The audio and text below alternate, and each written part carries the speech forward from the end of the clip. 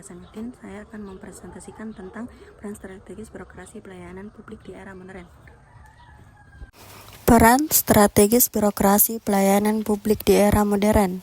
Daftar isi 3 fungsi birokrasi, prinsip-prinsip pelayanan publik, contoh nyata, faktor-faktor, dan pendapat pribadi. 1. Fungsi birokrasi menurut David Osborne. 1. Fungsi pelayanan.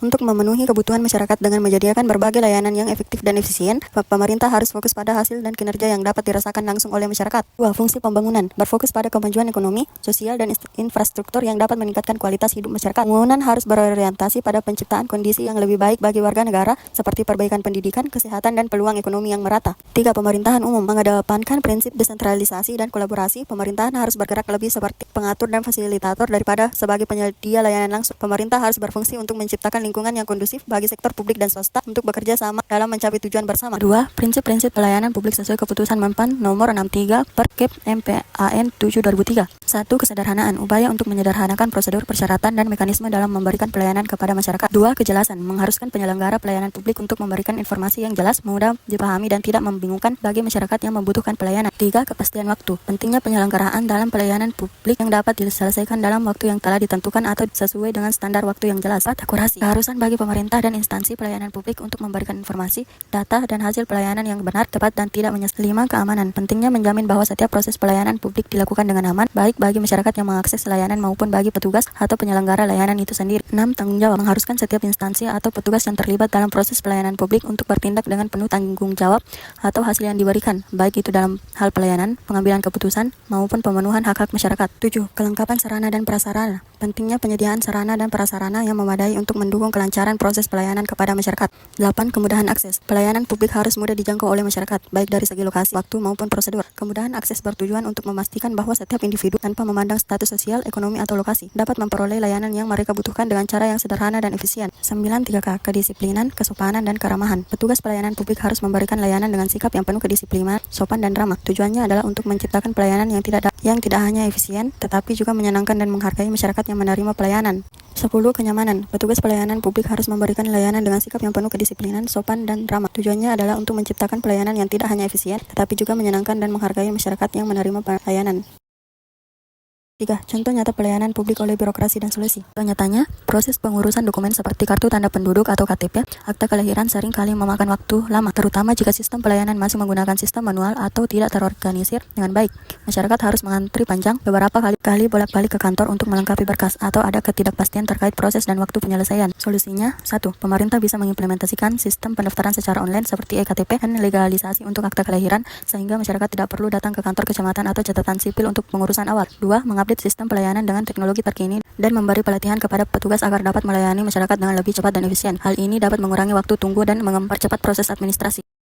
Faktor-faktor yang mempengaruhi kualitas pelayanan publik. 1. Kualitas sumber daya manusia. Sangat penting karena kualitas pelayanan publik sangat bergantung pada kinerja dan kompetensi dari para aparatur negara atau petugas yang melayani masyarakat. 2. Efektivitas regulasi dan kebijakan. Mencakup berbagai elemen yang terkait dengan pembuatan, penerapan, serta evaluasi regulasi dan kebijakan yang ada dalam sistem pelayanan publik. 3. Komitmen dan pimpinan daerah dan manajemen. Kepemimpinan yang efektif dan manajemen yang baik dapat menciptakan lingkungan yang mendukung peningkatan kinerja pegawai serta kualitas layanan yang diberikan kepada masyarakat.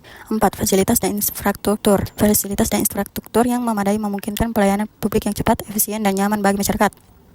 5. Budaya dan organisasi sangat berpengaruh terhadap efektivitas dan efisiensi layanan yang diberikan oleh birokrasi kepada masyarakat. 4. Solusi untuk memperbaiki pelayanan publik. 1. Memberikan pelatihan rutin untuk pegawai publik mengenai keterampilan teknis dan interpersonal, seperti komunikasi yang efektif, etika profesional, serta pengetahuan terbaru mengenai regulasi dan kebijakan. Memastikan bahwa seperti kantor pelayanan, ruang tunggu, dan alat bantu lainnya memadai dan nyaman untuk masyarakat, termasuk juga fasilitas pendukung bagi penyandang disabilitas. 3. Mengurangi birokrasi yang rumit dan mengoptimalkan proses pelayanan agar lebih cepat dan tidak berbelit-belit. Prosedur yang lebih sederhana dan transparan akan meningkatkan kepuasan masyarakat. 4. Mengimplementasikan sistem pengawasan yang efektif dan transparan yang memantau kinerja pegawai serta memastikan pelayanan sesuai dengan standar yang telah ditetapkan. 5. Meningkatkan kesadaran masyarakat tentang hak dan kewajiban mereka dalam pelayanan publik serta prosedur yang untuk mengakses layanan, seperti kantor pelayanan, ruang tunggu, dan alat bantu lainnya memadai dan nyaman untuk masyarakat, termasuk juga fasilitas pendukung bagi penyandang disabilitas.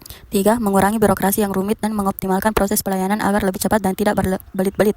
Prosedur yang lebih sederhana dan transparan akan meningkatkan kepuasan masyarakat. 4. Mengimplementasikan sistem pengawasan yang efektif dan transparan yang memantau kinerja pegawai serta memastikan pelayanan sesuai dengan standar yang telah ditetapkan. 5. Meningkatkan kesadaran masyarakat tentang hak dan kewajiban mereka dalam pelayanan publik serta prosedur yang untuk mengakses layanan. 5. Pendapat pribadi. Mewujudkan birokrasi yang ideal di Indonesia yang dapat memenuhi kebutuhan masyarakat adalah sebuah langkah yang sangat penting untuk memastikan pelayanan publik yang efektif dan efisien. Menurut pendapat saya, birokrasi yang ideal di Indonesia harus mampu menyediakan pelayanan yang efektif, transparan, akuntabel, dan responsif terhadap kebutuhan masyarakat.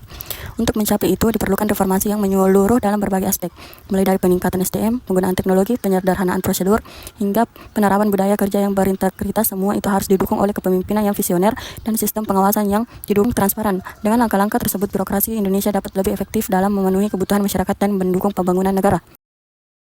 Terima kasih. Sekian presentasi saya. Terima kasih banyak. Wassalamualaikum warahmatullahi wabarakatuh.